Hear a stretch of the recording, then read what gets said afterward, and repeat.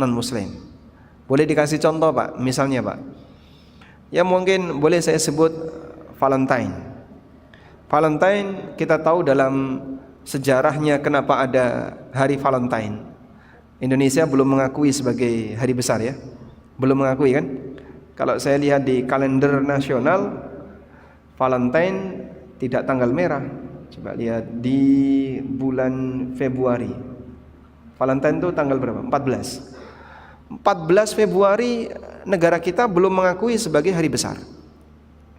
Cuman masyarakat kita menganggap itu sebagai hari istimewa.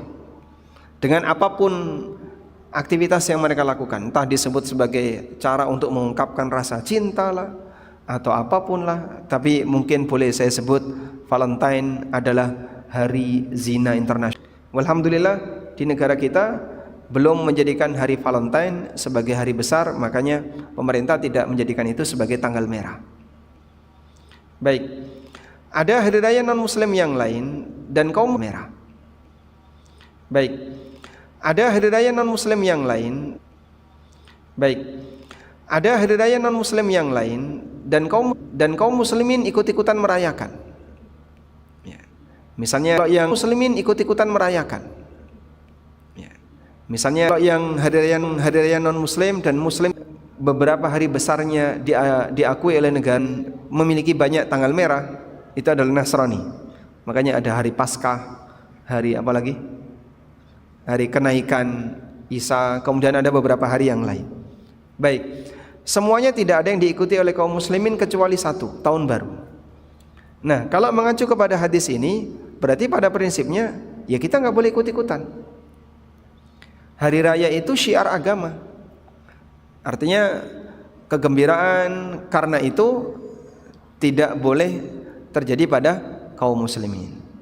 Baik, ya walaupun mungkin kita butuh banyak edukasi untuk memberikan edukasi pelajaran bagi kaum muslimin berkaitan dengan bagaimana memahami hakikat dari tahun baru dan bagaimana cara sikap yang tepat menyikapi tahun baru.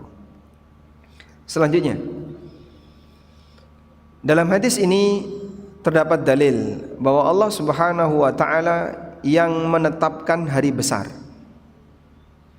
Allah tetapkan Idul Fitri dan Idul Adha sebagai hari besar kaum muslimin, bukan dari hasil ijtihad sahabat atau pilihan Nabi sallallahu alaihi wasallam. Maka Nabi sallallahu alaihi wasallam di sini mengatakan, qad abdalakumullahu bihima khairam minhuma. Allah telah gantikan untuk kalian hari raya yang lebih baik daripada ini, yaitu Idul Fitri dan Idul Adha. Sehingga siapa yang menetapkan tanggal 1 Syawal sebagai hari raya? Allah. Siapa yang menetapkan 10 Dzulhijjah sebagai hari raya? Juga Allah. Allah yang menetapkan. Artinya dua hari raya ini, Idul Fitri dan Idul Adha, ditetapkan sebagai hari besar atas pilihan dari Allah, petunjuk dari Allah Subhanahu wa taala. Maksudnya bagaimana, Pak? Jadi begini. Kalau kita lihat cara manusia sebuah hari sebagai hari besar, sebuah hari atau tanggal tertentu dijadikan sebagai hari besar karena latar belakang sejarah. Rata-rata itu. Saya ulang ya. Sebuah hari raya atau hari besar ditunjuk sebagai hari besar karena latar belakang apa? Sejarah. Contohnya apa, Pak? Hampir semua hari raya non-muslim karena itu. Jadi misalnya hari raya A, kenapa kok dirayakan ini? Oh, karena ini adalah hari kemenangan fulan, hari kemenangan pemimpin kami, hari kelahiran pemimpin kami, dan seterusnya. Akhirnya itu dijadikan sebagai hari besar. Begitu, Pak ya. Dalam agama kita saja juga banyak. Di tengah non-muslim juga banyak.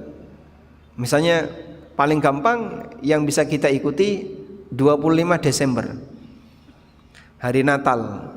Kenapa dijadikan sebagai hari besar? Mereka yakini sebagai hari kelahiran Nabi Isa, hari kelahiran Yesus alaihissalam. Sehingga itu dijadikan sebagai hari besar. Orang Yahudi, mereka menjadikan hari besarnya tanggal 10 Muharram. Dan itu sudah terjadi di zaman Nabi SAW. Kenapa mereka jadikan 10 Muharram sebagai hari besar? Itu adalah hari Allah Ta'ala menyelamatkan Musa dan Bani Israel dari kejaran Fir'aun. Jadi Bani Israel berhasil melewati lautan yang terbelah, tepatnya di tanggal 10 Muharram. Dipahami oleh Bani Israel sampai di zaman Nabi SAW. Dan ketika mereka menjelaskan bahwa kami berpuasa di hari ini karena ini merupakan hari di mana Allah Subhanahu wa taala menyelamatkan Musa dan kaumnya. Dan itu dibenarkan oleh Rasulullah SAW. Alasan mereka itu dibenarkan oleh Nabi SAW. Baik. Lalu mereka jadikan itu sebagai hari besar dan kegiatan mereka adalah berpuasa. Nah, kaum muslimin berbeda. Hari besar yang terjadi di kalangan kaum muslimin, Idul Fitri dan Idul Adha, kenapa itu dijadikan sebagai hari raya? Kenapa dijadikan sebagai hari raya? Bukan karena peristiwa bersejarah, tapi ya karena Allah yang nunjuk. Paham di sini? Artinya hari raya dalam agama yang Allah ridho untuk dijadikan agama kita, yaitu agama Islam. Hari rayanya bukan karena latar belakang sejarah, tapi murni pilihan Allah. Allah pilihkan ini, kau jadikan sebagai hari raya, maka jadi hari raya. Demikianlah metode kaum muslimin dalam menetapkan hari raya. Mereka berhari raya karena pilihan Allah Subhanahu wa taala. Karena itulah pada waktu zaman Amirul Mukminin Umar bin Khattab radhiyallahu anhu, sebagaimana yang diriwayatkan dari jalur Tariq bin Syihab, bahwa ada orang Yahudi yang datang kepada Umar, dan Yahudi ini menyampaikan, Inna fikum ayatan law unzilat fina laja'alahu idan. Di tengah kalian itu ada satu ayat, andaikan ayat itu turun kepada kami, maka kami akan jadikan turunnya ayat itu sebagai hari besar. Coba, Yahudi menyampaikan, andaikan ayat itu turun kepada kami, kami akan jadikan turunnya ayat itu, hari turunnya ayat itu sebagai hari besar. Kemudian Umar bertanya, ayat apa yang kalian maksud? Lalu Yahudi itu mengatakan, Al-yawma akmaltu lakum dinakum wa atmamtu alaikum ni'mati. Firman Allah Ta'ala di surat Al-Ma'idah, Al-yawma akmaltu lakum dinakum wa atmamtu alaikum ni'mati. Mereka merasa bahwasanya dalam Taurat enggak ada teks seperti itu. Yahudi ini merasa dalam Taurat kami tidak ada pernyataan bahwa agama mereka telah disempurnakan. Sehingga adanya pernyataan Al-yawma akmaltu lakum dinakum wa atmamtu alaikum ni'mati itu hanya ada dalam Al-Quran. Yahudi tidak punya pernyataan semisal dengan itu. Maka ini adalah bukti bahwa isi dari Taurat dan Quran itu berbeda. Isi dari Taurat dan Quran berbeda. Maksudnya gimana, Pak? Ada sebagian orang yang punya pemahaman seperti ini. Wahyu Allah itu adalah satuan yang tidak bisa didengar, tidak bisa dibaca, tapi dia sesuatu yang sifatnya abstrak, yang diistilahkan dengan kalam nafsi. Ada orang punya pemahaman seperti itu. Wahyu Allah itu sesuatu yang tidak bisa didengar, tidak bisa terbaca, yang mereka sebut dengan kalam nafsi. Lalu kalam nafsi ini dibawa oleh Jibril. Kemudian Jibril menyampaikan kepada beberapa nabi yang ditunjuk. Maka saat disampaikan kepada Musa jadi Taurat, disampaikan kepada Daud jadi Zabur, disampaikan kepada Isa jadi Injil, disampaikan kepada Muhammad jadi Al-Quran alaihimus salatu wassalam. Sehingga pada prinsipnya isi Taurat, Zabur, Injil, Quran semuanya sama. Ya, ini pernyataan yang jelas bermasalah dan kelirunya terlalu jauh. Ya. Kita boleh sebut gagal paham orang seperti ini. Baik, yang benar gimana Pak? Riwayat tadi membuktikan bahwa Yahudi itu tidak punya teks yang berisi al-yauma akmaltu lakum dinakum dalam bahasa Taurat mereka. Enggak pernah ada kayak gitu.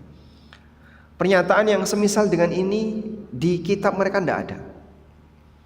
Maka mereka sampai tanya kepada Amirul Mukminin, andaikan ayat semacam ini turun kepada kami, kami akan jadikan hari turunnya ayat itu sebagai hari besar. Kemudian Umar mengatakan, laqad alimtu aina unzilat wa fima unzilat wa mata unzilat wa fi ayyaumin unzilat. Aku tahu di mana ayat ini turun, di hari apa ayat ini turun, kemudian ketika apa Nabi SAW beraktivitas saat ayat ini turun,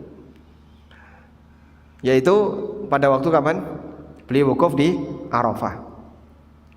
Sehingga kaum muslimin diberi anugerah oleh Allah berupa jaminan agamanya telah sempurna, yang itu tidak ada dalam agama Yahudi. Tidak ada pernyataan seperti itu. Nah, kita mau menggarisbawahi ini di pernyataan Yahudi tadi. Masya Allah ya. Apa pelajaran yang bisa kita ambil? Bahwa budayanya Yahudi, hari raya itu berdasarkan hari bersejarah. Ada peristiwa bersejarah seperti ini, peristiwa bersejarah seperti ini jadikan hari raya. Nah, ternyata ini berbeda dengan gaya kaum muslimin, cara kaum muslimin dalam menetapkan hari raya. Hari raya kaum muslimin itu adalah berdasarkan petunjuk dari Allah. Tidak? Bahasa lainnya, berhari rayalah sesuai dengan petunjuk Allah. Jangan ngarang hari raya. Pak, kita mau jadikan ini sebagai hari besar. Alasannya apa? Karena kan ada peristiwa besar di balik itu. Ada peristiwa besar di hari ini. Mas, dalam Islam tidak seperti itu. Kita bicara hari raya keagamaan. Dalam hari raya keagamaan di agama kita itu bukan kayak gitu. Terus hari raya dan hari besar kaum muslimin gimana? Hari besarnya kaum muslimin itu bukan berdasarkan peristiwa, tapi karena pilihan Allah. Wallahu a'lam. Baik. Selanjutnya, hari raya atau Id. Kenapa disebut Id? Dari kata ada ya'udu yang artinya kembali. Disebut Id karena dia dirayakan secara berulang. Tahun ini dirayakan, tahun berikutnya dirayakan lagi, besok dirayakan lagi. Makanya disebut Idun. Dari kata apa? Ada ya'udu yang artinya kembali. Nah, hari raya bisa karena waktu tertentu, bisa karena tempat tertentu, atau hari dan tempat tertentu. Baik, kasih contoh dong Pak. Hari raya karena waktu tertentu, contohnya Idul Fitri dan Idul Adha. Idul Fitri bisa dirayakan di mana? Idul Fitri bisa dirayakan di mana? Di mana Pak? Di mana saja, di seluruh penjuru bumi. Semua bisa merayakan Idul Fitri, tidak terbatas tempat. Sudah? Sehingga hari raya Idul Fitri, Idul Adha bisa dirayakan di semua tempat. Idul Adha bisa dirayakan di mana? Di semua tempat. Tidak terbatas pada tempat tertentu. Namun di sana ada perayaan yang terbatas pada tempat tertentu. Di selain tempat itu enggak ada. Tanggalnya tanggal tertentu, tempatnya tertentu. Di luar tanggal itu tidak ada, di selain tempat itu enggak ada. Itu peristiwa-peristiwa khusus yang dirayakan oleh sebagian kaum muslimin atau non muslim di tempat tertentu. Contohnya Pak? Contohnya haji itu hari raya bukan? Itu ibadah tertentu Pak. Misalnya peringatan Karbala yang dilakukan oleh siapa? orang Syiah. Puncak perayaannya di mana? Tanah Karbala, di dekat makam Husain. Itu puncak perayaannya. Mereka mengadakan berbagai macam acara dan seterusnya di tanah Karbala ini di tanggal 10 Dzulhijjah. Di luar itu ya sepi, tidak ada apa-apa. Sehingga mereka menjadikan hari rayanya adalah kuburan Karbala, kuburan Husain. Baik. Di tempat-tempat yang lain juga sama. Di Mesir ada kuburan-kuburan tertentu yang diperingati dengan momen tertentu. Pas tanggal sekian kuburan itu diperingati. Wah, itu besar, Pak. Pengikutnya banyak sekali. Kalau di Indonesia, contoh yang paling gampang ya, di Martapura, Banjarmasin, mana? Di Kalsel ya, di Kalsel. Masya Allah, dari berbagai daerah datang, ramai sekali, banyak sekali. Dan itu puncaknya di tanggal tertentu. Begitu tanggal ini puncak sudah, lalu besoknya berangsur-angsur mulai berkurang jumlah orangnya. Nah, itu yang dimaksud hari raya di tempat tertentu. Nabi SAW pernah berdoa kepada Allah. Beliau mohon kepada Allah. Beliau memohon kepada Allah, berdoa, Allahumma la taj'al qabri 'idan. Ya Allah, jangan kau jadikan kuburanku sebagai id. Ya Allah, jangan kau jadikan kuburanku sebagai tempat perayaan. Dan doa ini dikabulkan oleh Allah, sehingga Allah melindungi kuburan Nabi SAW dan tidak ada perayaan di makam Rasulullah SAW. Maka siapapun kaum muslimin ketika ditanya, misalnya hari besar apa yang ada di Kalsel itu tanggal berapa itu? Ada yang tahu nggak tanggal berapa? Tanggal berapa? Coba searching di Google. Perayaan di Kalsel, di kuburan, di makam Guru IJ ya, kalau nggak salah. Tanggal berapa? Tanggal sekian. 5 Rajab, di tanggal 5 Rajab. Baik, ganti kuburan Badawi di Mesir. Tanggal berapa itu? Nah, masing-masing kuburan itu punya kayak gitu. 5 Rajab di Martapura. Nanti tanggal berapa lagi di kuburan ini, tanggal berapa lagi di kuburan ini. Dengan penganut yang berbeda-beda. Saya Jawa Timur, asli Jawa Timur, bisa melihat langsung bagaimana suasana perayaan di daerah Bunga. Bunga itu nama kecamatan yang ada di Kabupaten Gresik. Itu nyegat jalan, sampai nutup jalan, padahal itu jalan besar, jalan Dendles, itu sampai ditutup untuk perayaan tadi. Baik, lalu kita ditanya, tanggal berapa makam Nabi SAW dirayakan? Tanggal berapa, Pak? Tanggal berapa makam Rasulullah SAW dirayakan? Ada yang tahu? Hari besar di makam Nabi SAW tanggal berapa? Ada yang tahu? Tidak ada. Ya nggak ada. Dalam sepanjang sejarah nggak ada. Kenapa? Allah melindungi makam Rasulullah SAW atas doa beliau. Beliau meminta kepada Allah agar jangan sampai ada perayaan di makamnya. Baik, logika sederhananya kayak gini. Kalau makam Nabi SAW tidak ada perayaan atas doa beliau SAW, dan Allah kabulkan doa itu, sehingga Allah lindungi tidak ada perayaan di makam Nabi SAW, maka makam siapa yang lebih pantas untuk disikapi dengan perayaan? Jika makam Nabi SAW tidak boleh ada perayaan ya, itulah kira-kira cara berlogika yang kami miliki. Sehingga kenapa kita tidak pernah ikut perayaan sebagaimana budaya yang dimiliki oleh orang Syiah yang merayakan di tanggal 10 Muharram di Karbala, atau di tanggal-tanggal yang lain yang tersebar di beberapa kuburan-kuburan yang lain. Itu yang disebut dengan Id karena apa? Tempat. Id karena tempat. Jadi dalam Islam tidak ada Id karena tempat, adanya Id karena waktu. Misalnya tanggal berapa hari besar untuk perayaan Masjid Nabawi? Ada? Ada? Enggak ada.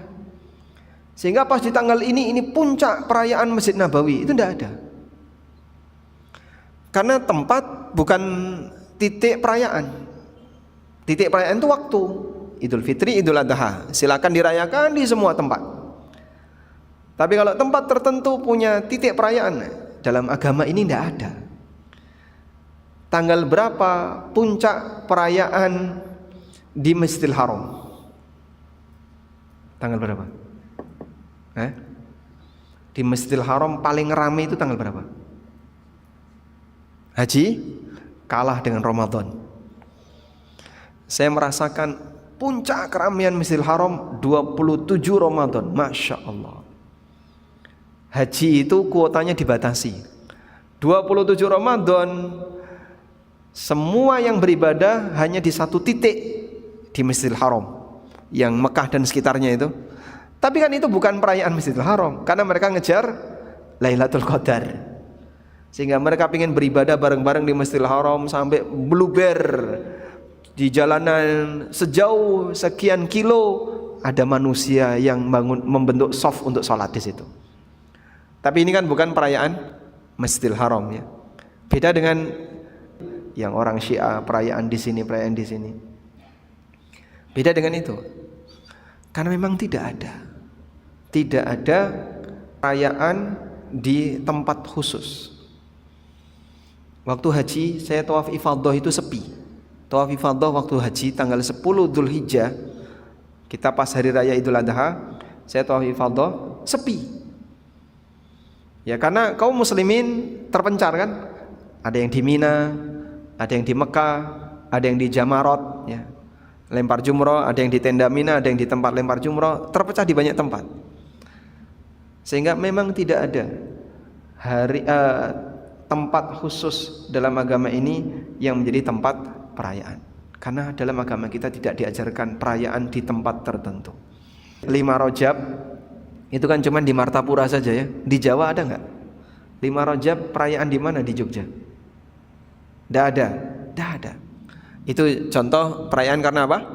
Tempat. Hanya di situ saja titik kumpulnya. Di tempat yang lain tidak ada.